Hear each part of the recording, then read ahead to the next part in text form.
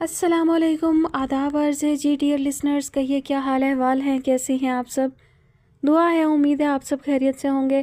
الحمدللہ میں بھی بالکل خیریت سے ہوں، اور جی جناب ناول کی نیکسٹ ایپیسوڈ کے ساتھ حاضر ہوں۔ ناول کا نام ہے درد شب ہجراں، مصنفہ ہیں زینب عالیہ، قسط نمبر 19۔ ایک ہفتہ ہو چکا تھا برہان خان آفریدی کے ساتھ مل کر ستارہ اور اپنی بیٹی کی کھوج میں لگا تھا، یہاں تک کہ اس نے محل سرائے بھی کافی واویلا کیا، مگر ناکام ہی لوٹا کہ خانم نے ستارہ اور دانیہ کو خفیہ تہہ خانے میں چھپایا تھا، جہاں صرف خانم اور رجب علی ہی جا سکتے تھے۔ تھک ہار کر ولید لغاری خاموش ہو گیا، مگر برہان خان آفریدی ان کے اپنے ذرائع سے کھوج میں لگا رہا۔ وہ ابھی ہی برہان خان آفریدی کے گھر سے نکلا تھا۔ تیز بارش کی وجہ سے برہان نے اسے اپنے پاس ہی روکنا چاہا، مگر وہ انکار کر گیا۔ وہ ستارہ اور اپنی بیٹی کے بارے میں سوچ رہا تھا کہ اچانک سے ایک عورت اور ایک بچہ ان کی گاڑی کے سامنے آیا۔ اگر وہ بروقت بریک نہ لگاتے تو شاید گرنے والا وجود کچلا جا چکا ہوتا۔ وہ جلدی سے گاڑی سے باہر نکلے اور اس وجود کی جانب بڑھے کہ بارش انہیں بھی بھگو چکی تھی۔ ولید لغاری نے بچے اور نحیف عورت کی جانب دیکھا۔ گھسے کپڑے اور پھٹا دوپٹہ ان کے مفلوق الحال اور مفلس ہونے کا پتہ دے رہے تھے۔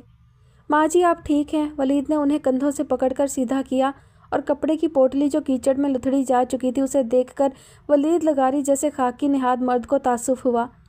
معاف کیجیے گا ماں جی، میری ہی غلطی تھی۔ آپ ٹھیک ہیں؟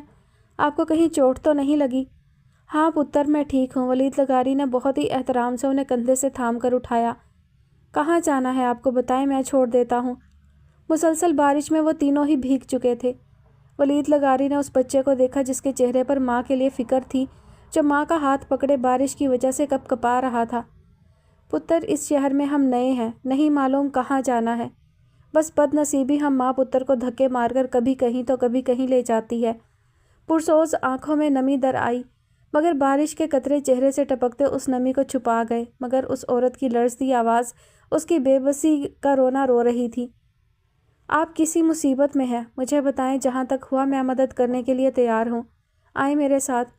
عورت نے ولید لغاری کی طرف دیکھا، پھر اپنے بیٹے کو دیکھا، ایک بار پھر نصیب کی ٹھوکر کھانے کے لیے پر تولنے لگیں۔ ماں جی بھروسہ کر سکتی ہیں آپ مجھ پر، بارش بہت تیز ہے، اس بارش میں کہاں جائیں گی؟ اور مجھے لگتا یہ بیٹا بارش کی وجہ سے ٹھنڈ محسوس کر رہا ہے، بیمار نہ پڑ جائے۔ ولید لغاری یوں نہ بھی کہتے، مگر انہیں اس برستی بارش میں کسی پر تو بھروسہ کرنا ہی تھا۔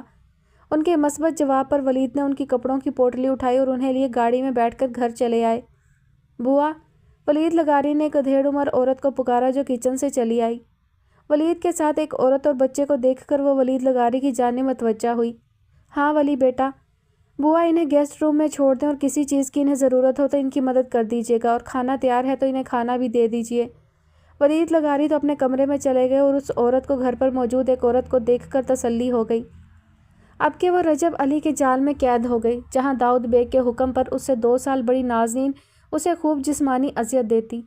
وہ کم عمری میں ہی برے کاموں میں ملوث تھی کہ داؤد بیگ نے اسے تراش کر ہیرا بنا دیا۔ داؤد بیگ ہاسپٹل میں تھا کہ اس کے چہرے کا دائیں جانب والا حصہ جھلس کر اسے خوفناک بنا چکا تھا۔ اس کا زخم جو ہی ٹھیک ہوا وہ ایک خوفناک شکل لیے تطہیر کے سامنے تھا، جسے دیکھ کر تطہیر خوف سے آنکھیں بند کر گئی۔ اس کے ہونٹوں پر تو پہلے ہی کفل لگ چکا تھا، پھر داؤد کے سامنے کیسے کفل کھلتا؟ اپنے مالک سے ہزاروں شکوے کیے، اس سے ناراض ہوتے ہوئے بس خاموش ہو چکی تھی۔ اس نے خود کو تقدیر کے فیصلوں پر چھوڑ دیا۔ میرے ساتھ رہتی تو ملکہ بنا کر رکھتا، مگر مجھے انکار کر کے، مجھ پر بھیانک وار کر کے تو نے خود اپنے لیے جہنم چن لی۔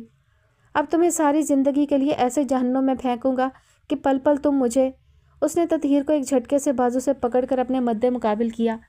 مجھے یعنی داؤد اکرام بیگ کو یاد رکھو گی، وہ پھنکار کر بولا، پھر وہ اجڑے وجود کی مالک تطہیر کو گھسیٹتے ہوئے رجب علی کی قید سے لیے چلا گیا۔ اب تماشا شروع ہوا تھا۔ وہ بازار حسن میں داخل ہو چکے تھے، جہاں عورتیں اپنے کوٹھوں کی چھتوں سے تو کوئی اپنے ایک مکان کے کمرے سے چیخیں ہٹائے اس نئے وجود کو دیکھ رہی تھیں۔ ننگے سر، ننگے پاؤں، ساکت آنکھیں، مدھم لے پر دھڑکتا دل، مگر احساسات سے آری۔ جسم تو بے جان ہو چکا تھا، مگر زخمی روح اس کا ساتھ چھوڑنے کو تیار ہی نہ تھی، اسی لیے تو چل رہی تھی۔ اس نسوانی وجود کی آنکھوں میں نہ تو آنسو تھے اور نہ ہی زبان پر کوئی واویلا، نہ کوئی آہ و بکا۔ وہ تو بس اس نئی آزمائش پر اس کے ساتھ چلتی جا رہی تھی، چلتی جا رہی تھی۔ نہ قدم زمین کے ساتھ جکڑے گئے اور نہ ٹانگوں میں لرزش پیدا ہوئی۔ दाऊद उसके वजूद को घसीटते हुए चौक के वस्त में बने चबूतरे पर लिए चढ़ा और सबको मतवज्जा किया। वो झुके सर से खड़ी थी कि दाऊद बेग ने उसे बालों से पकड़कर उसका सर ऊंचा किया और उसकी बोली लगानी शुरू की। इस हुस्न की मालिक को कोई भी खरीदने के लिए तैयार था, मगर कोई नहीं जानता था जितनी वो हसीन थी उसका नसीब उतना ही बदसूरत था।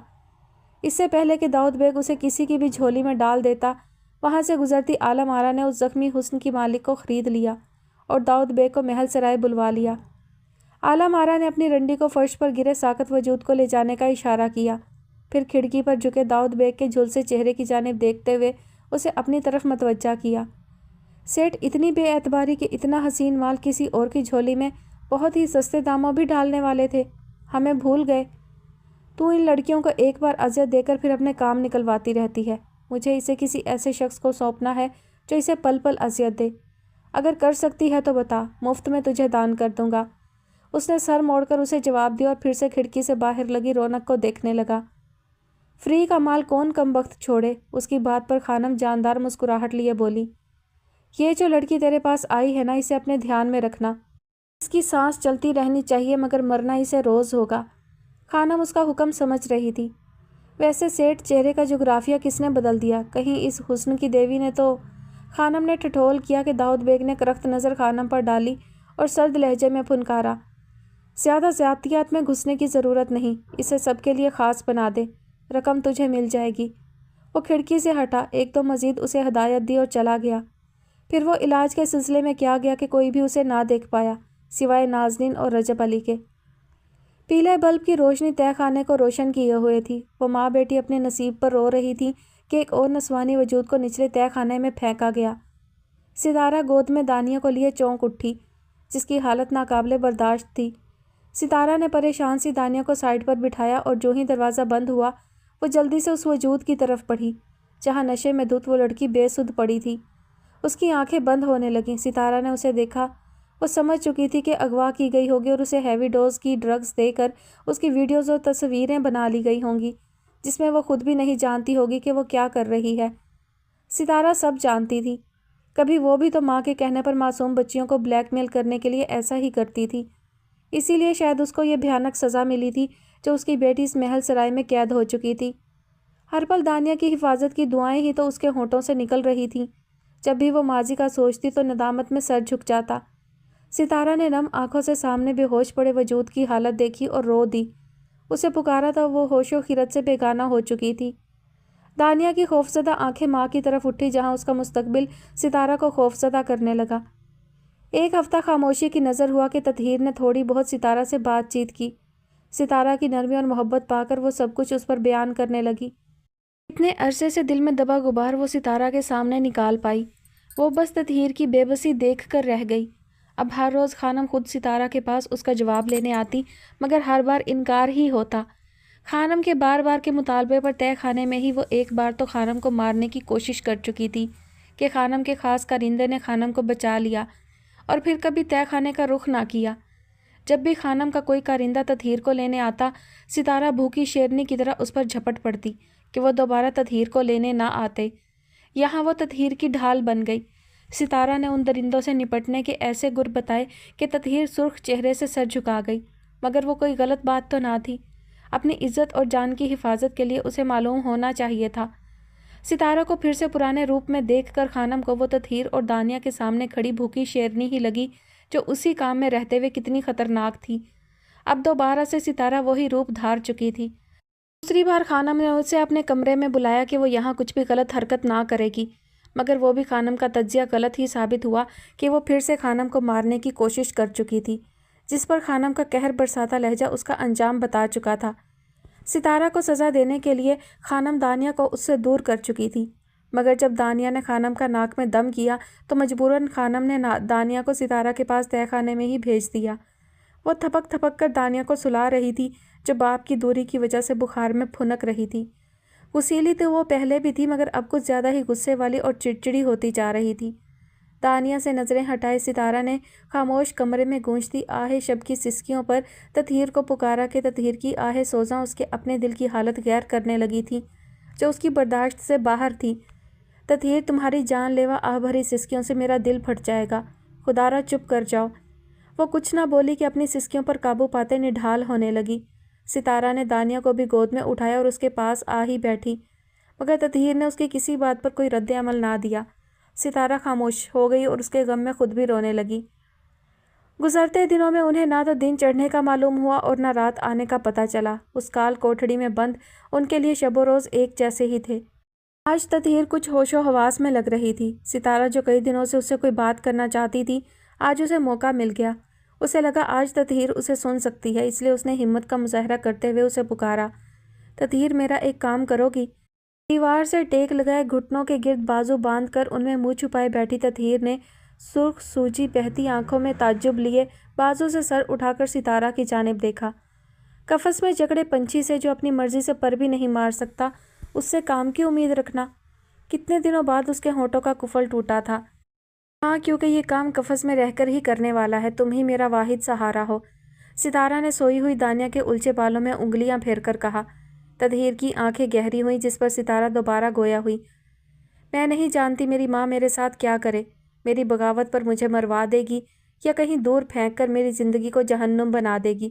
میں موت کو بھی ترسوں گی، مگر یہ طے ہے کہ اب میں تو کیا تم بھی اس قید سے نہیں نکل سکتی۔ بس میری یہ امانت، دانیہ کو تم کسی بھی طرح اس کے اصل تک پہنچا دینا۔ اس کے بابا کا نام ولید لغاری ہے، جو ایک ایماندار پولیس آفیسر تھے۔ تم اسے کبھی بھی اس کی شناخت مت بھولنے دینا، اور نہ ہی یہ رجب علی کے ہاتھ لگنی چاہیے۔ میں ماں ہوں نا، اس کا گلا نہیں گھونٹ سکتی کہ میری ممتا مجھے ایسے ظلم سے روکتی ہے۔ اگر کبھی تمہیں یہ خطرہ لاحق ہو کہ اس کی عزت کو خطرہ ہے تو… وہ خاموش آنسو بہاتے دانیہ کے ماتھے پر بوسہ دیتے ٹوٹے تسلسل کو پھر سے جوڑ گئی۔ میں نے تمہیں اس کا قتل معاف کیا، تم اس کو ان گھناؤنے کاموں میں مت پڑنے دینا، ہمیشہ اپنے ساتھ جوڑے رکھنا۔ آج سے تم اس کی ماں ہو، میں اپنی بچی تمہیں سونپتی ہوں، میری امانت ہے اس کی حفاظت کرنا۔ وہ سانسیں روکے بس ستارہ کو سن رہی تھی، وہ تو خود قفس میں پھڑپھڑا رہی تھی، کیسے اس کی امانت کی حفاظت کی ذمہ داری لے لیتی۔ اگر تم خانم کے ساتھ بنا کر رکھو گی تو بہت سی آسانیاں خود بخود ہی تمہارے لیے پیدا ہو جائیں گی۔ تطہیر کی آنکھوں میں الجھن ابھر آئی۔ ماں ہے میری، اسے پیسے والے لوگوں سے محبت ہو جاتی ہے، ان کی بہت قدر کرتی ہے۔ تطہیر نے تعصب سے نفی میں سر ہلایا اور پھر سے پہلے والے زاویے پر چلی گئی، اور اس کی خاموشی پر ستارہ مایوس نہ ہوئی، بس بولتی گئی۔ تم ایسے گند پر آ کھڑی ہوئی ہو تطہیر، جس کی بدبو کو تمہیں اپنے دماغ میں رچانا بسانا پڑے گا۔ اس گندگی کی غلاظت تمہیں غلیظ کر چکی ہے۔ تمہارا فائدہ اسی میں ہے، اپنے ڈر پر قابو پا کر نڈر بن جاؤ۔ اگر ایسے ہی سہمی رہی تو روز تمہارا سودا کیا جائے گا۔ میں بغاوت کرنے کا نہیں کہہ رہی، بغاوت کرو گی تو میرے جیسا حال ہوگا۔ بس تمہیں بہت تحمل اور سمجھداری سے یہاں رہنا ہے۔ تمہیں ان الجھی گتھیوں کو بہت ہی دانش مندی سے اپنے ہاتھوں میں لے کر بڑی نرمی سے سلجھانا ہے کہ اب تمہارے پاس کچھ بھی نہیں اور نہ ہی تمہارے پاس خودکشی کا کوئی رستہ ہے۔ ستارہ کی باتوں پر تطہیر نے کانوں پر ہاتھ رکھ لیے کہ وہ مزید اس کی کوئی بات نہیں سن سکتی تھی، مگر تطہیر نہیں جانتی تھی ستارہ کی یہی بات اس کے آگے چل کر کام آنے والی تھی۔ ایک ہفتہ پرسکون گزر گیا کہ تہہ خانے کی طرف کوئی نہ آیا، بس خانم کی ایک رنڈی ان دونوں کو کھانا دے کر ان کے پاس ہی بیٹھی رہتی۔ جب وہ کھانا کھا لیتی تو برتن لے جاتی۔ آج بھی وہ روٹین کے مطابق ان دونوں کے کھانے کی ٹرے ان کے سامنے رکھتے ہوئے دودھ کا گلاس ستارہ کی بیٹی کی طرف بڑھایا کہ وہ کھانا کم کھاتی تھی، بس دودھ ہی پیتی۔ ستارہ نے بیٹی کے ہاتھ سے گلاس لیا اور ہمیشہ کی طرح پہلے خود پی کر چکھا، پھر خود ہی دانیہ کو دودھ پلانے لگی۔ 5 سال کی ہونے کے بعد بھی وہ گھر میں ابھی بھی فیڈر کا ہی استعمال کرتی، مگر یہاں گلاس میں دودھ پیتے ہوئے وہ منہ بسورتی، پھر ماں کے سمجھانے پر اور کچھ بھوک لگنے پر پی لیتی۔ دانیہ سے فارغ ہو کر اس نے خالی گلاس ٹرے میں رکھا اور خود کھانا کھانے لگی، جبکہ تطہیر اپنی ٹرے پر جھکی دل مار کر کھانا کھا رہی تھی۔ ملازمہ برتن فارغ ہونے کا انتظار کرتی رہی، پھر تھوڑی دیر بعد ہی انہوں نے کھانا کھاتے اسے برتن تھمائے جنہیں لیے وہ چلی گئی۔ رات کا وقت تھا، ستارہ جاگ رہی تھی، جبکہ تطہیر سکڑی سمٹی پتلے سے دوپٹے کو خود پر اوڑھے سو رہی تھی۔ آج وہ کتنے دنوں بعد سوئی۔ اس کے پاس ہی ستارہ بھی دیوار سے ٹیک لگائے آنکھیں موندے لیٹی رہی۔ تھوڑی دیر بعد ہی ستارہ کا جی گھبرانے لگا، سانس سینے میں گھٹنے لگا، ہاتھ پاؤں پھڑپھڑائے کہ اس نے پاس ہی لیٹی تطہیر کو بلانا چاہا، مگر جب وہ ناکام رہی تو اس نے اس کا بازو پکڑ کر جھنجھوڑا۔ وہ اٹھ بیٹھی، ستارہ کو دیکھا جس کے منہ سے خون نکل رہا تھا۔ ماں کی چیخو پکار پر موندی موندی آنکھیں لیے دانیہ بھی اٹھ بیٹھی، جو ماں کی حالت دیکھ کر خوف سے رونے لگی۔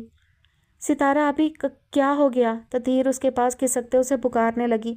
پھر اس کے دیکھتے ہی دیکھتے ستارہ نے خون سے بھری الٹی کی۔ تطہیر کے ہاتھ پاؤں پھولنے لگے۔ یہ کیا ہوا؟ کوئی ہے؟ مدد کرو آپی، ستارہ آپی۔ اس کی چیخو پکار تھمی۔ ستارہ کے جملے کانوں میں گونجے، اس کا رنگ متغیر ہوا۔ وہ سمجھ چکی تھی خانم اپنا رنگ دکھا چکی ہے، اس کے کھانے میں زہر ملایا گیا تھا۔ ایسا نہیں ہو سکتا، ستارہ آپی مجھے ان بھیڑیوں میں اکیلے مت چھوڑیں۔ ستارہ کے وجود کو جھنجھوڑتے وہ چلا اٹھی۔ تہہ خانے کی در و دیوار اس وحشت ناک چیخوں سے دہل اٹھی۔ تانیہ بھی روتے ہوئے اپنے ننھے ہاتھوں سے ماں کو جھنجھوڑ کر اٹھا رہی تھی۔ وہ اپنی ایک ہمدرد کو کھو چکی تھی۔ کتنی آس لگائے وہ تیمور کی ایک کال کی منتظر رہتی، یہ جانتے ہوئے بھی کہ وہ تو کینیڈا جا کر اسے بھول چکا ہوگا۔ ایک ہی گھر میں رہتے ہوئے پہلے کبھی کون سا اس نے فاطمہ کو کچھ جانا تھا جو اب شادی کے بعد وہ اسے کوئی اہمیت دیتا۔ شادی کے پہلے دن ہی تیمور اس پر سب کچھ واضح کر چکا تھا کہ وہ صرف اس کے ڈیڈ کا فیصلہ ہے اور کچھ نہیں، اور وہ ہونٹوں پر کفل لگائے اسے بس سنتی رہی، نہ کچھ کہا نہ کچھ پوچھا۔ شادی کے ایک ہفتے بعد ہی وہ تو ہائر اسٹڈی کے لیے کینیڈا چلا گیا اور اسے اپنے انتظار کی سولی پر لٹکا گیا۔ ہر 6 ماہ بعد ہارون خان زادہ کی ڈانٹ ڈپٹ پر وہ پاکستان آتا، بمشکل 2-3 ہفتے گزار کر واپس چلا جاتا۔ فاطمہ کا رویہ، اس کی نرم مزاجی اسے اپنی جانب متوجہ کرتی، مگر وہ منفی باتوں کو دل میں لائے اس کی توجہ اس کی کشش سے جلد ہی چھٹکارا پا لیتا کہ اس کا اپنا تنفر زدہ انداز اس کی اپنی باتیں تیمور کا منہ چڑھاتی۔ ایک گھریلو سلجھی عورت کو چھوڑ کر اس نے کتنی سطحی عورت کا انتخاب کیا تھا۔ شاید یہی بات تیمور کو اس کی جانب بڑھنے سے روکتی تھی۔ ایک بات جو ابھی بھی اس میں باقی تھی وہ یہ کہ اسے فاطمہ کا گھٹا گھٹا حلیہ زہر لگنے لگتا۔ وہ اس سے دور رہتی، خود میں ہی مگن، حالانکہ اس کا اپنا خشک رویہ اسے پاس کب آنے دیتا۔ اپنی پڑھائی مکمل کر کے 2 سال بعد اسلام آباد اپنے گھر خانزادہ پیلس واپس آیا تو تب بھی اس کے رویے پر کوئی فرق نہ پڑا۔ احمد سے ابھی بھی اس کا رابطہ رہتا، اس سے ملنے بھی جاتا رہتا۔ احمد اس کے بارے میں سب کچھ جانتا تھا، اس لیے اسے سمجھاتا بھی رہتا، مگر تیمور احمد کی باتیں ایک کان سے سن کر دوسرے سے نکال دیتا۔ تیمور خود سے بھی الجھتا جاتا، وہ اس کی طرف مائل ہو رہا تھا مگر انا آڑے آ جاتی۔ یہ وہی تھی جس کو وہ ٹھکرا کر اس پر ایک بے وفا اور مفاد پرست عورت کو ترجیح دے چکا تھا جو تیمور کا انتخاب تھی، جس پر وہ سوچ کر ہی پچھتاتا۔ یوں ہی دل کو بہلانے کے لیے اس نے پرانی روش اختیار کی۔ دونوں کے بیچ معمولی سی ہی بات چیت رہتی۔ تیمور گھر ہی کب ٹکتا تھا، اسے بزنس اور اپنی دوستیوں سے ہی فرصت نہ ملتی۔ ایسے ہی زندگی گزر رہی تھی اور پھر اچانک ہی نہ جانے وہ کون سے لمحات تھے جن میں پہلی بار تیمور خانزادہ فاطمہ کی جانب متوجہ ہو گیا۔ فاطمہ کو لگا اس کی دعائیں قبولیت کا درجہ پا گئی ہیں، مگر جب اگلی صبح پھر سے تیمور خانزادہ کو اسی خول میں سمٹے دیکھا تو سمجھ گئی کہ یہ پرفسوں لمحوں کا کھیل تھا، وقت کی چال تھی اور کچھ نہیں۔ وہ آج بھی سمندر کے 2 کنارے تھے، دونوں ہی الگ سمتوں پر کھڑے۔ کئی بار فاطمہ نے اس سمندر کی گہرائی کو ماپنا چاہا کہ تیمور خانزادہ کی باتیں، اس کا رویہ اسے اس کے حال پر چھوڑنے پر مجبور کر دیتا۔ شاید وہ ساری زندگی تیمور کے رویے پر بے زبان بنی گزار دیتی، مگر ننھے مہمان کی آمد پر اس کا ذہن تیمور خانزادہ سے ہٹ گیا اور وہ فائز خانزادہ میں مگن ہو گئی۔ ہارون خانزادہ نے اس کا بہت ساتھ دیا، مگر کچھ عرصے بعد ہی شفیق باپ جیسے تایا جان کا ساتھ بھی چھوٹ گیا۔ فائز کا ساتھ ہی اس کے لیے بہت تھا۔ تیمور اپنے بزنس کے علاوہ دوسرے کاموں میں مصروف رہتا اور وہ فائز کے ساتھ اپنے گھر کو سمیٹنے میں مصروف ہو گئی۔ ان کی زندگی کی گاڑی ایسے ہی کھینچا تانی میں چل رہی تھی۔ خانم اسے لائن پر لا ہی چکی تھی کہ وہ تہی دامن رہ گئی۔ روز ایک نئی اذیت اس کی منتظر رہتی۔ اس نے تھک ہار کر خود کو خانم کے حکم پر چھوڑ دیا۔ جیسے وہ کہتی وہ کرتی گئی اور پھر 4 سے 5 سالوں میں وہ نرم گو ڈری سہمی تطہیر ایک نیا روپ دھار کر بے باک اور نڈر غزل کے نام سے خود کو اسی ماحول کا حصہ بنا کر اپنے نام کا لوہا منوانے لگی۔ کبھی کہیں ستارہ کا پڑھایا گیا سبق یاد آیا کہ خانم کو پیسوں والوں سے بہت محبت ہوتی ہے، گند میں رہ کر اسے بس اپنے لیے آسانیاں پیدا کرنی ہے، نہ کہ مشکلات۔ سیٹھ کے کہنے پر شروع میں خانم اسے اذیت دیتی تھی، اسے پھر سے تطہیر سے غزل تک کا سفر کرنا مشکل لگتا۔ یوں ہی وقت گزرنے لگا اور سیٹھ کا دھیان اسے ہٹنے لگا۔ اس نے حالات سے سمجھوتا کرتے خود کو اسی ماحول میں ڈھال لیا کہ اس کے پاس فرار کی کوئی راہ جو نہ تھی۔ خانم پر پیسوں کی برسات کرنا شروع کی جس پر خانم نرمی برتنے پر مجبور ہو گئی۔ پھر وہ مکمل طور پر اس ماحول میں رنگ گئی، گالی گلوچ بغیر کسی کا لحاظ کرتے، مرد کی حد سے بڑھتی بدتمیزی پر اس کی ٹھکائی کرتی کہ وہ یاد رکھتا، پھر کبھی غزل کی جانب کوئی رخ نہ کرتا۔ تطہیر کی جنگجو طبیعت سے تنگ آ کر خانم نے اسے محفل رقص کے لیے منتخب کیا کہ غزل کو بھی یہ کام آسان لگنے لگا اور اس کام میں مہارت حاصل کرنے لگی، مگر خانم پھر بھی اس کا حسن کیش کرنے سے باز نہ آتی۔ دلہن کی طرح سجی سنوری وہ رقص کر کے مہمان سرائے سے نکلی کہ خانم کی خاص رنڈی کو 14 سالہ بچی کو چابک سے مارتے دیکھا۔ اس کا غصہ اود آیا۔ وہ غصے بھری نظریں لیے اس رنڈی تک پہنچے اور ایک جھٹکے سے اس کو بازو سے پکڑ کر اس کا رخ اپنی جانب موڑتے اس کے چہرے پر ایک چانٹا رسید کیا۔ سالی، کاہے کی گرمی چڑھی ہے تجھے؟ ایک بچی پر ظلم کر رہی ہے۔ کیا چاہتی کیا ہے اس سے؟ مجھے بتا، میں تجھے دوں۔ کیا چاہیے؟ بول۔ ہاں بولنا، کیا چاہیے؟ بات کرتے ہی غزل نے اس کے چہرے پر متواتر تھپڑ مارے کہ وہ اپنے بچاؤ کے لیے غزل کو دھکا دیے مہمان سرائے کی جانب بھاگی، جہاں سے نکلتی بنی سنوری خانم نے آتش فشاں بنی غزل کو دیکھا۔ خانم کے ماتھے پر لاتعداد شکنیں پڑ گئیں۔ کیا بات ہے؟ کیا تماشا لگا دیا؟ اس کی جانب بڑھتے ہوئے غضبناک ہوئی۔ خانم، اسے سمجھا دیں کہ بچیوں پر ہاتھ مت اٹھایا کرے۔ وہ ملازمہ کو دیکھ کر خود پر ضبط کیے بولی کہ اگلے ہی پل ملازمہ کا جواب بھی حاضر تھا۔ خانم وہ بات نہیں مان رہی تھی، انکار کر رہی تھی رقص سیکھنے سے۔ کیوں ری، تو مریخ سے آئی ہے جو انکار کر رہی ہے؟ خانم نے ڈری سہمی بچی کو جبڑے سے پکڑ کر آنکھیں نکالتے ہوئے کہا کہ وہ مزید رو دی۔ خانم کی انگلیاں اس کے چانٹوں سے سرخ نرم گالوں میں دھنس کر اسے درد سے دوچار کر گئی۔ غزل سے یہ سب دیکھا نہ گیا۔ دل میں پھٹنے والے لاوے پر قابو پا کر بڑی چاپلوسی سے خانم کا ہاتھ اس کے تھپڑوں سے سرخ گالوں سے ہٹا کر اسے اپنے ساتھ لگا گئی۔ خانم، ذرا نرمی، نازک اور معصوم رگ ہے، کہیں ماہرخ جیسا چہرہ داغدار نہ ہو جائے۔ تو ہمارے یہاں کے سب دستور جانتی ہے، یہاں کوئی نرمی نہیں چلتی۔ خانم نے سخت لہجے میں بولتے روتی بچی کو گھورنے کی کوشش کی جو غزل کی کمر کے پیچھے چھپ گئی۔ جانتی ہوں خانم، پر کیا ہے، کتنا حسین مکھڑا ہے، اس لیے تو آپ کی نوچی کو منع کر رہی تھی کہ یہاں اسے داغدار تو مت کرے، کیا پتہ بہت فائدہ پہنچائے۔ غزل نے اس ڈری سہمی بچی کی طرف سر موڑ کر دیکھنا چاہا مگر وہ تو اس کی چولی دبوچے اپنا چہرہ چھپا چکی تھی۔ اس کی نازک ہاتھوں کی لرزش وہ اپنی پکڑی گئی چولی سے محسوس کر سکتی تھی۔ نہ جانے کیا سوچ اس کے دماغ میں ایک نئی بات امڑ آئی جو دماغ سے زبان تک کا سفر کر گئی۔ وہ پرسوچ انداز میں خانم کی جانب متوجہ ہوئی۔ میٹھی چھری بن کر وار کرنا، باتوں کے جال بچھانا، دھوکہ دینا، سب کچھ اس نے خانم سے ہی تو سیکھا تھا۔ خانم، یہ بچی مجھے دے دیں، رقص کی ملکہ بنا کر آپ کی خدمت میں پیش کر دوں گی۔ لے، اب تو بھی میری دیکھا دیکھی اپنے ارد گرد نوکرانیاں لیے گھومے گی۔ خانم نخوت زدہ لفظوں سے زہر خند مسکراہٹ ہونٹوں پر سجا کر بولی۔ ارے نہیں خانم، میری یہ مجال، اس کی قیمت چکاؤں گی، بس اپنے طریقے سے اس ہیرے کی تراش خراش کر کے آپ کی خدمت میں حاضر کر دوں گی، میری طرف سے تحفہ ہوگا۔ سوچ لیں، لاکھوں کمائیں گی۔ واہ رے، سودے بازیاں سیکھ گئی، چل بتا کتنا دے گی۔ خانم کے ہاتھ بس پیسے آنے چاہیے تھے۔ ابھی میرے رقص سے کتنا کمایا؟ غالباً 1 لاکھ کے لگ بھگ تو پیسہ ہاتھ آیا ہی ہوگا نا، اس میں سے 20 رکھ لیں۔ اور ہاں خانم، اس سے بہتر رقص کر کے مردوں کو بہلاؤں گی، بشرط یہ کہ اب کہ میرا حصہ بھی دیا جائے، بھانج کا روپیہ طے کرنا پڑے گا۔ تو زیادہ اڑان نہیں بھرنے لگی؟ خانم نے بنی سنوری غزل کو سر سے پاؤں تک دیکھا جو ان 4-5 سالوں میں اپنے نام کے جھنڈے گاڑ کر خانم کو بہت فائدہ دے رہی تھی، جبکہ وہ سیٹھ کی تنبیہ بھول کر اس سے اپنے فائدے کے لیے نرمی برتنے لگی۔ خانم، وہ کیا ہے کہ میری بھی لاکھ ضروریات ہوتی ہیں، وہ کہاں سے پوری کروں؟ دل مانتا ہے تو بات کرو، نہیں تو مجھ سے ایک تھیلا بھی نہ کما سکو گی۔ اب ایک کارندے کی بجائے 10 بھوکے درندے بھیج دو، مجھے کوئی فرق نہیں پڑتا۔ ویسے میرا تو کوئی خاص نقصان نہ ہوگا، شاید مجھ سے بھاری رقم سے آپ ہی محروم ہوں گی۔ ہاتھ ملتے ہوئے خانم کی آنکھوں میں دیکھ کر سرد لہجے میں بولی، پھر بچی کو بازو سے پکڑ کر اپنی کمر کے پیچھے سے نکال کر سامنے کھڑا کیا، جس کے چہرے پر معصومیت اور خوف کے ملے جلے اثرات اسے دلکش بنا رہے تھے۔ غزل کو ماننا پڑا کہ اس بچی کی غزالہ آنکھیں اس کے چہرے کو مزید سندر بنا رہی تھیں۔ غزل کے لہجے میں خود بخود ہی نرمی ڈھل گئی۔ نام کیا ہے تیرا؟ مہرماں، مدھم سی ڈری سہمی نرم آواز گلے سے نکلی۔ غزل نے خانم کی جانب دیکھا جو اس کی باتوں پر وہیں کھڑے سوچ بچار کر رہی تھی۔ غزل کو یقین ہو چکا تھا کہ خانم اسے ہاتھوں سے پھسلنے نہ دیں گی، اسی لیے پرسکون انداز میں مہرماں سے بولی، چل آجا، آج سے تو میری نوچی۔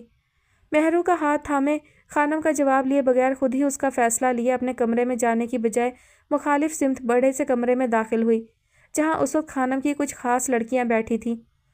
سب کی سب نکلو یہاں سے۔ کیوں؟ یہ ہمارا کمرہ ہے، تو اپنی کال کوٹھڑی میں جا۔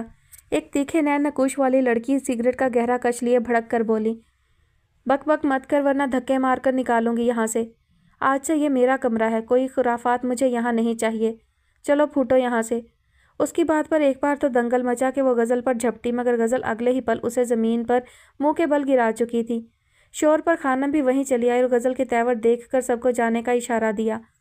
پر خانم، یہ کمرہ ہمارا ہے، وہ زخمی شیرنی کی طرح بولی جسے غزل نے منہ کے بل زمین پر گرایا تھا۔ شبو جا، تو دوسرا کمرہ لے لے۔ خانم نے بہلا پھسلا کر اسے بھیجا اور غزل کو دیکھا جس کے ہونٹوں پر خوبصورت جاندار مسکراہٹ سج گئی۔ شکریہ خانم اس نوازش پر، اور ذرا اس کمرے کا حلیہ بدلوا کر نیا فرنیچر ڈلوا دیں۔ میں ان رنڈیوں کے بدبودار جسموں کی طرح ان کے بدبودار بستروں پر نہ لیٹوں گی۔ مہربانی ہوگی اگر سب کچھ نیا ڈلوا دو کمرے میں۔ کمرے کے وسط میں چلتے ایک ایک انگڑائی لی۔ ہائے صدیوں بعد سکون کا مزہ ہم بھی تو لوٹیں۔ کمبخت سکون ہے کیا بھلا؟ دونوں ہاتھ اوپر اٹھائے گول گول گھومنے لگی۔ سرخ رنگ کا کامدار لہنگا اس کے گرد چکر لگانے لگا۔ پھر ایک دم سے اس کے قدم تھم گئے۔ خانم کو دیکھا۔ خانم ذرا میٹھا پان تو منگوا دیں، آج میں بھی پان کا مزہ چکھ کر منہ لال کروں۔ اور ہاں ذرا احتیاط کیجیے گا، زہر وہر نہ ڈلوا دیجیے گا۔ جینے کے لیے کوئی نہ کوئی جواز ہونا ضروری ہوتا ہے تاکہ مشکلات کو برداشت کرنے میں آسانی رہتی ہے۔ اب مجھے میری زندگی کا مقصد مل گیا، ابھی اور جینا چاہوں گی۔ مہرو کو دیکھ کر بولی، پھر اپنے ہاتھوں کے کیوٹک سے سجے لمبے ناخنوں کو دیکھ کر خود ہی مصنوعی قہقہہ لگا گئی۔ خانم خاموشی سے کمرے سے نکل گئی اور اس کا کمرہ اس کی من مرضی سے سج گیا۔ دانیہ تو پہلے دن سے ہی غزل کے ساتھ تھی۔ ماں کی وجہ سے وہ اتنی بیمار ہوئی کہ غزل نے ترلے منت کر کے اسے اپنے پاس رکھا، اور وہ ایسی غزل سے مانوس ہوئی کہ ابھی بھی وہ اس کے پاس ہی رہتی تھی۔ مگر غزل کو ستارہ کی امانت کے لیے اپنے اندر کی پاکیزگی کو مارنا پڑا۔ خود وہ گندگی کے ڈھیر پر کھڑی ہو گئی۔ مہرو اور دانیہ، جسے خانم نے وفا کا نام دیا، انہیں اس غلیظ ماحول سے بچانے کی کوشش کرنے لگی۔ پھر آہستہ آہستہ اپنے حصے سے پیسے جوڑ کر وہ خانم سے 10 سے 12 بچیاں خرید چکی تھی اور خانم کو اسی خوش فہمی میں رکھا کہ ان کے جوان ہوتے ہی وہ انہیں لوٹا دے گی۔ وقت کے ساتھ ساتھ وہ ایک تجربہ کار عورت بننے لگی۔ دانیہ کو اس ماحول سے نکلوانے کا بھی اسے موقع مل گیا کہ رجب علی نے اسے پڑھانے لکھانے کا کہا تاکہ وہ اس کے کام میں مددگار ثابت ہو سکے۔ پھر غزل کے لیے سارے کام سیدھے ہوتے گئے اور یوں باقی رنڈیوں کی چاکری کرنے والی خاموش طبع 16 سالہ فرید، جو کبھی انہیں گجرے لا کر دیتا تو کبھی پان اور سگریٹ، غزل اسے بھی اپنے ساتھ مانوس کر کے اپنے ساتھ لگا چکی تھی۔ غزل کی دی جانے والی عزت اور محبت کی وہ قدر کرنے لگا اور وہ غزل کا خاص کارندہ بن گیا، جس پر وہ آنکھیں بند کر کے بھی یقین کرنے لگی، اور آج تک اس کا یقین اس پر قائم رہا۔ 5 سال کا وقت پر لگا کر اٹھ گیا۔ ان 5 سالوں میں منصف خود کے خول میں سمٹ کر اپنے مخلص رشتوں کو بھی خود میں سمیٹ گیا۔ رضا شاہ اور اس کی جنگ ویسے کی ویسے ہی تھی، بس اب یہ تھا کہ منصف ان کی کسی بھی کڑوی بات کو بہت ہی آسانی سے ہضم کر جاتا۔ حویلی میں فرخندہ بیگم کا انجام بہت ہی برا ہوا کہ نزا کے وقت توبہ کے الفاظ بھی زبان سے ادا نہ ہوئے اور دل میں پچھتاوے لیے آنکھیں موند گئی۔ شفق کی اب نارمل بیٹی، جسے زیادہ تر اشال ہی اٹھائے رکھتی، وہ بھی شفق کی لاپرواہی پر شدید بخار کی وجہ سے زندہ نہ رہی۔ نواب شاہ اپنے کمرے میں بند رہتے کہ موسیٰ شاہ تو ویسے اپنی دوسری بیوی کے ساتھ ہی رہتے تھے۔ نواب شاہ نے ان سے ناطہ توڑ دیا۔ شفق ایک بار پھر سے امید سے ہوئی۔ اب تو وہ بالکل ہی نڈر ہو چکی تھی، جسے کسی کا لحاظ نہ رہا۔ وہ اپنی ماں کے ساتھ اپنی دوست کی شادی میں جانے کے لیے تیار ہو کر کمرے سے باہر نکلی۔ شاہ بی بی کے ساتھ تحسین بیگم بھی چونک گئی کہ شفق کے گلے میں پہنا گیا وہی سونے کا سیٹ تھا جو تحسین بیگم اس کو نکاح پر گفٹ کرنے والی تھی، اور ہاتھوں میں سونے کے کڑے جو منصف کی ماں کی نشانی تھے۔ بہو ہونے کے ناطے شاہ بی بی شفق کو ہی دینے والی تھیں۔ کیسے بھول سکتی تھیں وہ دونوں کہ یہ زیور تو چوری ہو چکا تھا۔ انہیں دیکھ کر دونوں ماں بیٹی دنگ رہ گئیں کہ یہ تو چوری شدہ زیور تھا۔ کنیز کے کہے کے مطابق یہ تطہیر نے چوری کیے تھے۔ اماں یہ زیور تو… تحسین بیگم ہولے سے منمنائی کہ شاہ بی بی نے ان کے ہاتھ پر اپنا ہاتھ رکھ کر انہیں خاموش رہنے کا اشارہ دیا اور پاس سے گزرتی ان ماں بیٹی کو روکا۔ سنو ماجدہ، کچھ شرم کرو، اس حالت میں اسے کیا ضرورت ہے بیاہ میں جانے کی؟ نہ جانے کس کس رنگ کی عورت ہوگی وہاں۔ اس کا بے ڈھنگا وجود دیکھ کر ناگواری سے ٹوک گئی۔ کچھ نہیں ہوتا اماں جان، جانے دیں، گھر میں رہ رہ کر دیکھا نہیں کیسے کملا گئی ہے۔ میری بات نہ ماننے کی تو تم لوگوں نے قسم کھائی ہے نا، کم از کم بڑی چادر ہی لے کر خود کو ڈھانپ لے۔ اماں جان شادی پہ جا رہی ہوں، مرنے پہ نہیں، شفق نے منہ توڑ جواب دیا کہ تحسین بیگم کب ماں کی بے عزتی برداشت کر سکتی تھی، اس لیے بولے بغیر نہ رہ سکی۔ شفق کیسے بات کر رہی ہو تم، دادی ہیں تمہاری۔ ان کی نظریں بار بار زیور کی طرف ہی بھٹک رہی تھیں۔ اوہو اماں چلیں، سارا موڈ غرق ہی کر دینا ہے انہوں نے، شفق نخوت زدہ انداز میں کہتے ہی ماجدہ بیگم کا ہاتھ تھامے ان کے پاس سے گزر گئی کہ تحسین بیگم ان کے جاتے ہی ماں کی جانب متوجہ ہوئی۔ اماں یہ زیور تو وہی ہے جو میں شفق کو دینے والی تھی، اور وہ کڑے عالیہ بھابی کے ہیں۔ یہ وہی زیور ہے جو چوری ہوا تھا، اور اب یہ زیور ان کے پاس کیسے ہے؟ اماں جان کہیں نہ کہیں تو غلطی ضرور ہوئی ہے۔ تحسین بیگم کا آج بھی دل منصف اور تطہیر کی بے گناہی پر بول رہا تھا۔ دعا کر میری مت نہ ماری گئی ہو جو میں ان فسادی بہنوں کے جال میں پھنس کر اپنے بچے اور اس نمانی کے ساتھ ظلم نہ کر بیٹھی ہوں۔ شاہ بی بی روندھے ہوئے لہجے میں بول پڑی۔ ان کا جی ہولنے لگا۔ اسی وقت سامنے سے آتی کنیز کو دیکھا جو کچن میں جا رہی تھی۔ تحسین بیگم نے شاہ بی بی کے کان میں کچھ کہا کہ وہ اٹھ کر اندر چلی گئیں۔ شاہ جی مجھے لگتا ہے ہم سے بہت بڑا گناہ ہو گیا ہے۔ کیا ہو گیا ہے سردار بی بی؟ شاہ بی بی انہیں وہی بات بتانے لگی جو انہوں نے دیکھی تھی، جس پر نواب شاہ کے چہرے کے تاثرات فکر زدہ ہوئے۔ کنیز 24 گھنٹے ان کے ساتھ رہتی ہے، وہ کچھ نہ کچھ ضرور جانتی ہوگی۔ اس نے ہی گواہی دی تھی کہ زیور تطہیر نے چرایا ہے۔ بلاؤ اس کو، پرسوچ انداز میں نواب شاہ نے کہا، اور تحسین بیگم کے ساتھ اگلے ہی پل کنیز حاضر تھی۔ شاہ صاحب آپ نے بلایا؟ انہوں نے کنیز کو سخت نظروں سے دیکھا، جس پر وہ کچھ خائف ہونے لگی۔ جو کچھ پوچھوں سب سچ بتانا، نہیں تو جانتی ہے نا کہ میں تیرے ساتھ کیا سلوک کروں گا۔ روبدار لہجہ پر کنیز ایک پل کو ڈری کہ نہ جانے کیا پوچھنے والے ہوں۔ تو نے خود اپنی آنکھوں سے تطہیر کو دیکھا تھا زیور چراتے؟ کنیز نے ڈری نظروں سے نواب شاہ کو دیکھا جو اسے ہی دیکھ رہے تھے۔ اس بات کو اب سالوں ہونے والے تھے، پھر اچانک سے کیوں پوچھنے لگے تھے؟ بول، وہ اس کی خاموشی پر بولے نہیں بلکہ دہاڑے تھے کہ کنیز مزید سہم گئی۔ وہ شاہ جی، اس نے ہی چرایا تھا، میں نے اپنی آنکھوں سے دیکھا تھا جی، خشک ہوتے ہونٹوں کو زبان سے تر کرتے جواب دیا، جس پر اگلے ہی پل شاہ بی بی کا ہاتھ اس پر اٹھ گیا۔ اگر اس نے چرایا تھا تو وہ زیور شفق کے پاس کیسے آیا؟ شاہ بی بی کے سخت گیر لہجے پر اس کا رنگ فک ہوا۔ پتہ نہیں جی، تجھے اندازہ نہیں تو کس کے سامنے کھڑی ہے، سچ تو مجھے معلوم ہو ہی چکا ہے۔ اب اگر تو نے ایک رتی بھی کسی لفظ کی ہیر پھیر کی تو تیرا انجام بڑا بھیانک ہوگا لڑکی۔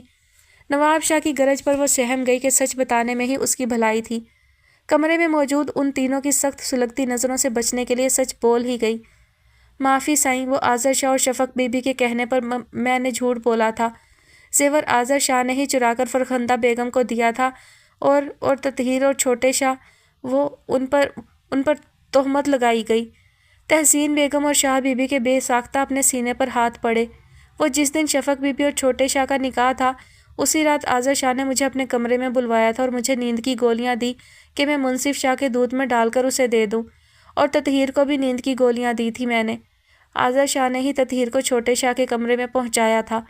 چھوٹے شاہ کو ایسا کرنے کا کہنے کے لیے آذر شاہ نے ان کی غلط ویڈیو اور تصویریں اتاری تھیں، اور آپ کی باہر والی وڈی نو کی بیٹی دی کچھ ویڈیو بنائی تھی چھوٹے شاہ نو ڈرانے واسطے کہ وہ اس کی گل مان جائے۔ کنیز فرفر بولنے لگی اور ساری بات کھول کر نواب شاہ کے سامنے رکھ دی۔ تحسین بی بی کے ساتھ شاہ بی بی پر بھی حیرتوں کے پہاڑ ٹوٹ گئے۔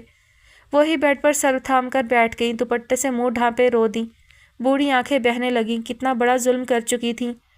ہائے ربا، کتنے وڈے گناہ کی میں شریک دار ٹھہری۔ اس نیک صفت بچی پر بہتان لگایا گیا تھا۔ ہائے ہماری اپنی اولاد ہی بدکار نکلی، مولا معاف کر دے۔ اماں صبر رکھے، مجھے آذر شاہ سے اتنی بے غیرتی کی امید نہ تھی کہ چھوٹی معصوم بچی کو بھی نہ بخشا۔ تحسین بیگم تو آذر کو دل میں ہزاروں بد دعائیں دے بیٹھی، جس نے ایک بچی کو بھی نہ چھوڑا جو ان کے عارب کی منگ تھی۔ وہ خود بھی تو ندامت کی اتھاہ گہرائیوں میں گر گئیں کہ انہوں نے ظالم کا ہاتھ نہ روکا، بس خاموش کھڑی تماشا دیکھتی رہیں۔ مگر کب ان کی بات مانی جاتی، تب تو سبھی تطہیر کے گرد ہو چکے تھے، وہاں ان کی کیسے سنوائی ہوتی۔ پورے حال میں نواب شاہ کی آواز ہی گونج رہی تھی، جبکہ ماجدہ بیگم سر جھکائے تھی۔ کنیز نے نواب شاہ کے سامنے ان سب کا پردہ فاش کر دیا تھا، اور نواب شاہ نے کنیز اور اس کی ماں کو حویلی سے نکال دیا۔ آذر رات کو ہی گھر لوٹا تھا کہ اس کی بھی پیشی نواب شاہ کے سامنے ہوئی۔ شفق نے آذر کے بارے میں بھی سب بتا دیا کہ اس کے ورگلانے پر وہ بہک گئی۔ سرداری انہیں ہی ملتی ہے جو اس لائق ہو، تجھ جیسا کینہ پرور اور بدکار شخص اس لائق نہیں کہ اسے گاؤں کی سرداری سونپی جائے۔ اپنی بیوی کو لو اور دفع ہو جاؤ میری حویلی سے، کہ تم جیسوں کی میری حویلی میں کوئی جگہ نہیں۔ آذر شاہ نے کچھ کہنا چاہا کہ نواب شاہ کا بھاری تھپڑ اس کی زبان بند کروا گیا۔ تم اس گھر میں تبھی قدم رکھ سکو گے جب منصف شاہ کے قدموں میں گر کر معافی مانگو گے۔ ابھی کے لیے چلے جاؤ یہاں سے، مجھے تبھی اپنی شکل دکھانا جب منصف سے معافی مانگو گے۔ وہ تیش کے عالم میں ان کے کمرے سے نکلا اور اپنے کمرے میں چلا آیا۔ میں اس سے معافی مانگوں گا؟ شاید بابا سائیں کا دماغ پھر گیا ہے، اس سے معافی مانگتی ہے میری جوتی۔ آخر میں اس کے منہ سے گالیوں کا طوفان نکل رہا تھا، اس کا غرور آج بھی اپنی جگہ قائم تھا۔ شفق کو بھی اس پر رہ کر تاؤ آنے لگا کہ اب تو اسے بھی معلوم ہو چکا تھا کہ اس نے اپنے لیے خود خسارہ چنا تھا۔ آج پہلی بار شاید وہ منصف شاہ کے لیے دل میں نرمی رکھتے ہوئے اس کی طرف داری میں بولی کہ آذر شاہ کا غصہ سوا نیزے پر پہنچ گیا۔ اسی تیش میں اس نے شفق کو دھکا دیا۔ اس کی حالت بھی ایسی نہ تھی کہ وہ سنبھل پاتی۔ اوندھے منہ زمین پر ڈھیر ہو گئی۔ وہ تیش میں اس کی حالت کی پرواہ کیے بغیر مغلظات بکتا، منصف شاہ اور شفق کے حوالے سے بری باتیں کرتا حویلی سے چلا گیا، جبکہ درد سے بلکتی، چیختی چلاتی شفق بند کمرے میں سب کو مدد کے لیے پکارتی رہی، مگر کسی تک بھی تو اس کی آواز نہ پہنچی۔ گھر ایک ماتم کدہ بن گیا جہاں جوان جہان شفق کی موت واقع ہوئی۔ ماجدہ بیگم کا دل خوف خدا سے بھر گیا، سر ندامت سے چور ہوا۔ آنکھوں کے سامنے اپنی بہن فرخندہ بیگم اور اپنی بیٹی کے چہرے گھومے۔ اپنے انجام سے ڈرتے انہوں نے شاہ بی بی اور نواب شاہ کے سامنے گڑ گڑا کر معافی مانگی۔ گزرا وقت کبھی لوٹ کر نہیں آنے والا تھا، اس لیے اگر ماجدہ بیگم سیدھی راہ پر چل پڑی تھی تو شاہ بی بی اور نواب شاہ نے انہیں معاف کر دیا۔ آذر شاہ جس رات شفق کو مارنے کے بعد تیش کے عالم میں گھر سے نکلا، وہی حادثاتی بھیانک موت نے اسے اپنی لپیٹ میں لے لیا۔ جو اپنی عقل سے سب دیکھتے سمجھتے بھی توبہ نہیں کرتے اور فرعونیت کے درجے تک پہنچ جائیں، پھر اللہ بھی ان کو معافی کی مہلت نہیں دیتا، ان کی دراز رسیوں کو کھینچ لیتا ہے۔ دروازے پر کھڑے نواب شاہ کے ساتھ شاہ بی بی اور ماجدہ بیگم کو دیکھ کر فضا بیگم کو اپنی آنکھوں پر یقین نہ آیا۔ بیٹا اندر آنے کا نہیں کہو گی؟ ندامت سے چور نواب شاہ کی آواز پر فضا بیگم ہوش میں آئی۔ آئیے بابا سائیں، آپ کا اپنا گھر ہے۔ فضا بیگم نے خود کو نارمل کیا اور سب سے بہت احترام سے ملی۔ گھر آئے مہمانوں سے بدسلوکی کرنا ان کی تربیت میں شامل نہ تھا۔ انہیں ڈرائنگ روم میں بٹھا کر رضا کو فون پر صورتحال بتائی۔ وہ تھوڑی دیر تک گھر پر موجود تھے۔ فضا بیگم کی طرح وہ بھی انہیں دیکھ کر ورطۂ حیرت میں چلے گئے۔ ان کے آنے کا مقصد جو بھی تھا ماجدہ بیگم نے ہی بیان کیا، اور کیسے فضا بیگم اور رضا سے ہاتھ جوڑ کر معافی مانگی کہ رضا شاہ نے ہی اپنی بھابھی کو اس عمل سے روکا، جبکہ فضا بیگم خاموش رہتے ہوئے کسی گہری سوچ میں ڈوبی تھیں کہ انہیں معاف کرنا اتنا ہی آسان تھا۔ منصف احمد کتنا رویا تھا، گڑ گڑایا تھا، تڑپا تھا، اور فضا بیگم راتوں کو اس کے ساتھ اس کے دل کا غم کم کرنے کے لیے ہوتی۔ کئی رت جگہ انہوں نے منصف کے ساتھ اس کے لیے کاٹے تھے۔ کیا سب کچھ بھول جانا اتنا آسان ہوگا؟ اس وقت وہ ماں بن کر ہی سوچ رہی تھیں۔ انہیں کوئی غرض نہیں تھی کہ ان کے سامنے بیٹھے ان کے سسرالی رشتے ہیں جو منصف کے خونی رشتے ہیں۔ مما، آنی ماں، آج تو یار من نے خوب گھمایا۔ الیون اور شہرزاد کی ملی جلی آواز نے سبھی کو گہری سوچ سے نکالا، جو گھر میں داخل ہوتے ہی اپنا راگ الاپنا شروع کر چکے تھے۔ وہ چاروں منصف کے ساتھ گھومنے پھرنے گئے جن کی آمد ابھی ہوئی تھی۔ منصف کا سوچ کر ہی رضا شاہ اور فضا بیگم فکر مند ہوئی۔ اتنے میں الیون اور حمائل شاہ کے ساتھ شہرزاد بھی ڈرائنگ روم میں ہی چلے آئے۔ اپنے ددیال والوں کو دیکھ کر دونوں کو کوئی خوشی نہ ہوئی، البتہ ماں کے اشارے پر انہوں نے سب کو مشترکہ سلام کیا اور ڈرائنگ روم سے جانے لگے کہ ڈرائنگ روم کے دروازے پر ہی منصف کو دیکھا، جو بے خیالی میں یہیں چلا آیا، مگر سامنے بیٹھی ہستیوں کو دیکھ کر وہ پل بھر کو فریز ہو گیا۔ اسے اپنی آنکھوں پر یقین نہیں آیا۔ سبھی منصف احمد کو دیکھ چکے تھے، جو ہوش میں آتے ہی ایک پل بھی ضائع کیے بغیر منزل سے ہٹتا وہاں سے چلا گیا۔ شاہ بی بی منہ پر پلو رکھے رو دی۔ سامنے ہوتے ہوئے بھی وہ اس کو نہ مل سکی، جبکہ نواب شاہ اپنی جگہ نادم ہو گئے۔ رضا شاہ اپنی ماں کو تسلی دینے لگے۔ جہاں انہیں کچھ رشتے چھوٹنے کا دکھ ہوا، وہیں ایک بار پھر پچھتاووں کی زد پر کھڑے ہوئے وہ ایک بار پھر منصف سے زیادتی کر چکے تھے۔ رضا اسے بولو اپنی اماں جان نو معاف کر دے، میں بھی تو برابر کی شریک ہو گئی۔ جو سامنے تھا اس کو سچ سمجھ بیٹھی، یوں مجھ سے منہ موڑ کر نہ جائے۔ اماں مت روئیں، رضا شاہ بس اتنا ہی کہہ سکے۔ وہ تو یہ بھی نہیں کہہ سکتے تھے کہ میں اس سے بات کرتا ہوں، اسے سمجھاتا ہوں، کیونکہ یہ حق تو وہ کھو چکے تھے۔ انہوں نے آج تک اس کو نہیں سنا تھا، تو کیا وہ ان کی بات سنتا؟ شاید نہیں۔ شاہ بی بی اور ماجدہ بیگم نے حسرت بھری نظروں سے فضا بیگم کو دیکھا، جو ان کی بات کا مفہوم سمجھ کر نظریں پھیر گئیں۔ دیے انج مت کر، معافی مانگنے آئے ہیں، ہمیں مایوس نہ کر۔ تیری اعلیٰ ظرفی ہم دیکھ چکے ہیں، یوں ہمیں خالی ہاتھ مت لوٹا۔ نواب شاہ بولے۔ فضا بیگم نم آنکھیں لیے نظریں جھکا گئیں۔ بی جان اور بابا سائیں، ہم معاف کرنے والے کون ہوتے ہیں؟ ایک بہو ہونے کے ناطے میں بھی نہیں چاہتی کہ آپ خالی ہاتھ جائیں۔ پہلی بار آپ میرے گھر آئے ہیں، میرا ظرف نہیں کہ آپ کو خالی ہاتھ لوٹاؤں، مگر وہ پل بھر کو رکی، سب ہستیوں پر ایک نظر دوڑائی، سرد سانس بھرتے پھر سے سلسلہ کلام جوڑا۔ مگر ایک ماں ہونے کے ناطے میں کچھ نہیں کر سکتی جب تک میرا بیٹا اپنی دلی رضا سے معاف نہیں کرتا۔ فضا بیگم نے رضا شاہ کو دیکھ کر آخری بات مکمل کی۔ رضا شاہ کو فضا بیگم کا اپنا بیٹا کہنا بہت کچھ باور کروا گیا۔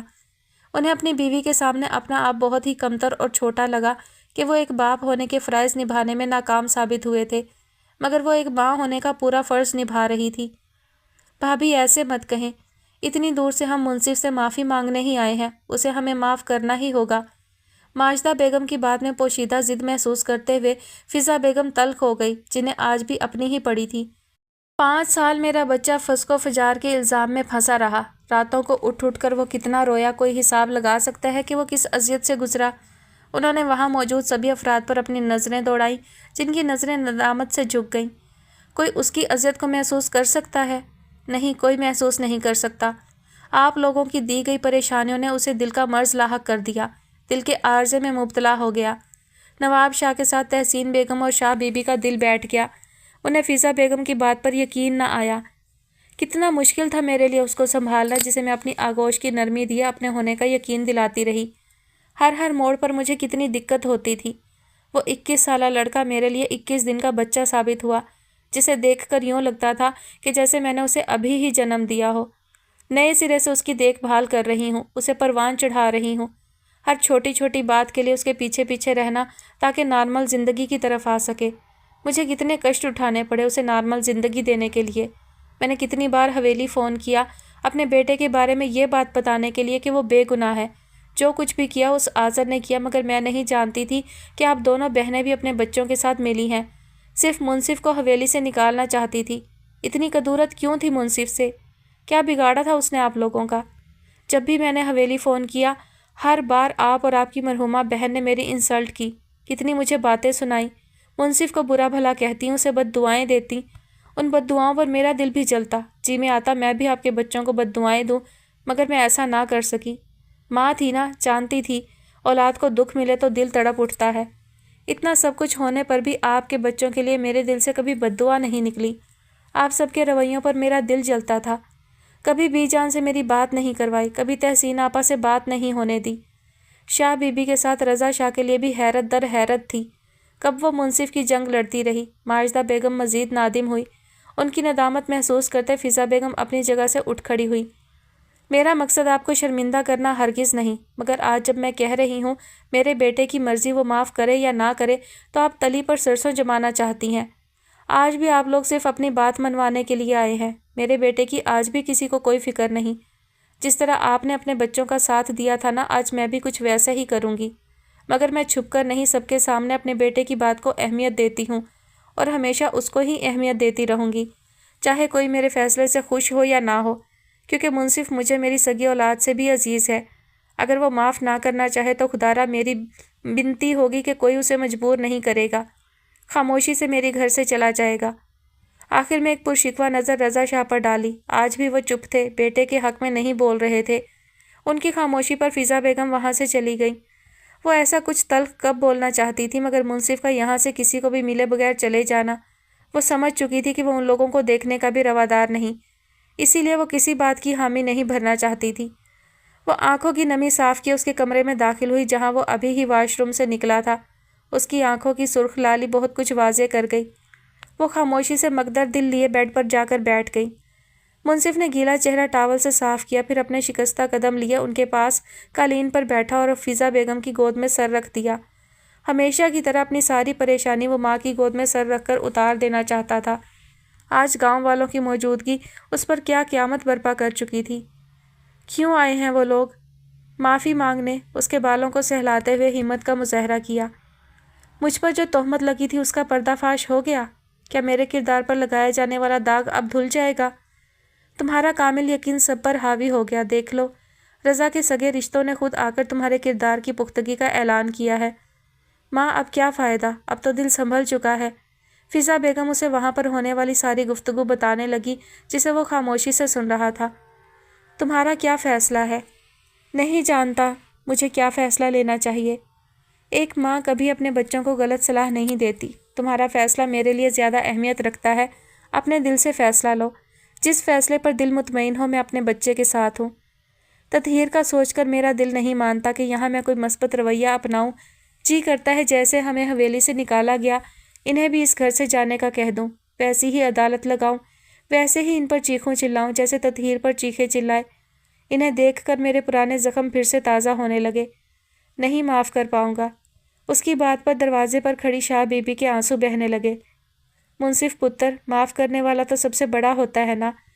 شاہ بی بی کی آواز پر اس نے ماں کی گود سے سر اٹھایا اور آتی آواز کی سمت دیکھا جہاں شاہ بی بی ان سے کچھ ہی فاصلے پر چھڑی کی مدد سے کھڑی تھیں، جو اب ان کی جانب بڑھتے فضا بیگم کے ساتھ ہی بیٹھ گئیں۔ ایسا کیا کروں کہ تو اپنی اماں جان نو معاف کر دے؟ ہاتھ باندھوں تو میری معافی قبول ہو جائے گی؟ میں نہیں مان سکتی دھیے تیری گل، مجھے اپنے پوتے نو مجبور بھی کرنا پیا تے کراں گی۔ اپنی اماں جان نو معاف کر دے، میرے سر دی سفیدی دی حیا کر لے۔ شاہ بی بی کی آخری بات پر اس کا دل ساکت رہ گیا۔ ایک سر کی سفیدی اور ایک سر کی ردا، یہی تو گاؤں کے بڑے سے بڑے نواب کو جھکا جاتی تھی۔ وہ تو پھر ایک عام سی سوچ کا مالک عام سا لڑکا تھا، کیسے اس سر کی سفیدی کا لحاظ نہ کرتا؟ شاہ بی بی کی آنکھوں کی نمی پر اس کا دل پسیج گیا۔ وہ ایسا ہی تو تھا جلد معاف کر دینے والا، یا شاید فضا بیگم کی پرورش اور ان کی مثبت باتوں کا نتیجہ تھا جو وہ وقتاً فوقتاً اس کو سمجھانے کے لیے بتاتی رہتی۔ انہی باتوں کا اثر تھا کہ وہ نہ چاہتے ہوئے مثبت فیصلہ لے گیا، مگر اپنے دل کا کیا کرتا جو بس تطہیر نام کا ہی ورد کرتا تھا، جس کے لیے وہ دل کو روگ لگا بیٹھا تھا۔ رضا شاہ بھی ایک بار پھر سے معافی کے طلبگار بن بیٹھے۔ اس بار بھی اس نے انہیں سب کے ساتھ معاف تو کر دیا، مگر اب کی بار اس نے خود اپنے اور ان کے درمیان ایک فاصلہ حائل کر لیا، اور وہ اب خود اس فاصلے کو ختم نہیں کرنا چاہتا تھا۔ اماں کچن میں کام کر رہی تھیں۔ انہیں اس بات پر یقین کرنا ہی پڑا کہ ولید لغاری واقعی ایک نیک اور فرشتہ صفت انسان تھا۔ ولید لغاری تو ان کے بارے میں کچھ بھی نہ جانتا تھا۔ بچہ بارش کی ٹھنڈ کی وجہ سے بیمار پڑ گیا تھا کہ ولید نے انہیں ابھی اپنے گھر پر ہی ٹھہرایا ہوا تھا۔ پھر باتوں باتوں میں ماں جی نے خود ہی ولید لغاری کو اپنے بارے میں سب بتا دیا، جسے سن کر ولید لغاری کا دل کتنا کڑھا تھا۔ انہیں لگا دنیا میں ہر انسان دوسرے انسان سے زیادہ دکھ اور تکلیف میں مبتلا ہوتا ہے۔ انہوں نے ماں جی کو بھی بے سہارا بوا کی طرح اپنے پاس ہی رکھ لیا۔ ہادی، جی اماں۔ ہادی نے کتاب سے سر اٹھا کر ماں کو دیکھا۔ جائیے ذرا ولی پتر نو دودھ دے آ۔ جی اماں، ابھی دے آتا ہوں۔ وہ موڑے سے اٹھا، کتاب وہیں رکھی اور ٹرے میں رکھا دودھ کا گلاس لیے چلا گیا، جبکہ ماں جی 2-3 سنک میں پڑے برتن دھونے لگیں۔ بوا کمرے میں عشاء کی نماز ادا کر رہی تھیں، اسی لیے ماں جی ہی یہ کام کرنے لگی۔ ہادی نے دروازہ نوک کیا اور اجازت ملنے پر اندر داخل ہوا، جہاں ولید لغاری کسی کتاب کا مطالعہ کر رہے تھے۔ اماں نے دودھ بھیجا ہے۔ ہاں، رکھ دو۔ ہادی نے دودھ کا گلاس رکھا اور جانے لگا کہ ولید لغاری نے کتاب بند کرتے ہوئے اسے روکا اور اپنے پاس بٹھا لیا۔ تمہاری پڑھائی کیسی جا رہی ہے؟ انہوں نے اس کا ایڈمیشن دانیہ کے اسکول میں ہی کروا دیا تھا۔ ہادی کو دیکھ کر ہی ان کا دل بہل جاتا، انہیں الگ سی مانوسیت اس بچے سے ہونے لگی۔ اچھی جا رہی ہے۔ ہادی شروع سے ہی بہت محنتی بچہ تھا، اس کی چمکتی آنکھوں میں آگے بڑھنے کا جذبہ ولید لغاری کو بہت کچھ سوچنے پر مجبور کر گیا۔ اگر پڑھائی میں مشکل ہو تو بتا دینا، میں مدد کر دوں گا۔ نہیں صاحب۔ پھر سے صاحب؟ وہ ہادی کو ٹوک گئے۔ ہادی ولید لغاری کی جانب دیکھتا خاموش رہ گیا کہ وہ دوبارہ گویا ہوئے۔ پتہ ہے میں نے تمہیں کیوں بولا کہ تم مجھے بابا کہا کرو؟ ہادی نے نفی میں سر ہلایا۔ کیونکہ میری بیٹی دانیہ مجھے بابا پکارتی تھی۔ تم مجھے بابا پکارتے ہو تو میری بیٹی کی کمی پوری ہو جاتی ہے۔ وہ محبت سے ہادی کے بال سنوارتے ہوئے بولے۔ آپ کی بیٹی کہیں کھو گئی؟ ہاں، برہان خان آفریدی بھی ستارہ اور دانیہ کو ڈھونڈنے میں ناکام ہوا تو ولید لغاری نے اپنی عزت کو خدا کو سونپ دیا۔ وہ اپنی قسمت پر صبر کر گئے۔ ہم بھی ایک دوسرے سے بچھڑ گئے۔ بابا، کیا جو بچھڑ جائیں وہ جس طرح بچھڑتے ہیں اسی طرح مل بھی جاتے ہیں؟ ہادی کی نظریں ایک زاویے پر ٹکی، آنکھوں میں نمی جمع ہونے لگی۔ دنیا کی بھیڑ میں بچھڑے لوگ مل جاتے ہیں، مگر جو اگلی دنیا کو سفر کر جائیں ان سے ملنا یہاں ناممکن ہے۔ دعا کیا کرو کہ ہم سے بچھڑے ہمیں مل جائیں۔ میں جب بڑا ہوں گا تو انہیں کہیں سے بھی ڈھونڈ لوں گا، اور آپ کی بیٹی کو بھی۔ ہادی نم آنکھوں کی نمی چھپاتا ولید لغاری کے کمرے سے چلا گیا اور وہ اسے دیکھتے ہی رہ گئے۔ وہ ہادی کی بھی کھوئی چیز کے بارے میں جانتے تھے، مگر یہ نہیں جانتے تھے دونوں ایک ہی شکار کے جال میں پھنسے ہیں۔ دونوں لا علم ہی تھے۔ یوں ان کا ایک اجنبیت سے استوار ہونے والا تعلق قریبی ہونے لگا۔ ولید لغاری بہت ہی طریقے سے اس بچے کا دماغ موڑتے گئے کہ بڑے ہو کر وہ اپنی کھوئی چیز کو تلاش کر سکتا تھا۔ انہوں نے اس ننھے سے بچے کی پرورش میں کوئی کمی نہ چھوڑی اور اسے اس کے پیروں پر کھڑے ہونے میں مدد دینے لگے۔ شاید ان کی اپنی غرض بھی پوشیدہ ہو کہ جس عہدے سے انہیں نکالا گیا تھا وہی مقام پا کر ہادی ان کے جگر کے ٹکڑے کو ڈھونڈ سکتا تھا۔ ولید لغاری اور برہان خان کی طرح ہادی اور مصطفیٰ کی آپس میں دوستی ہونے لگی۔ دونوں نے اکٹھے اسکولنگ مکمل کی، بعد میں ایک ہی کالج میں ایڈمیشن لیا۔ یہیں انہیں عارب ملا اور ان کی دوستی میں عارب شراکت اختیار کر گیا۔ تینوں بہت کم وقت میں ایک دوسرے کے قریب ہو گئے۔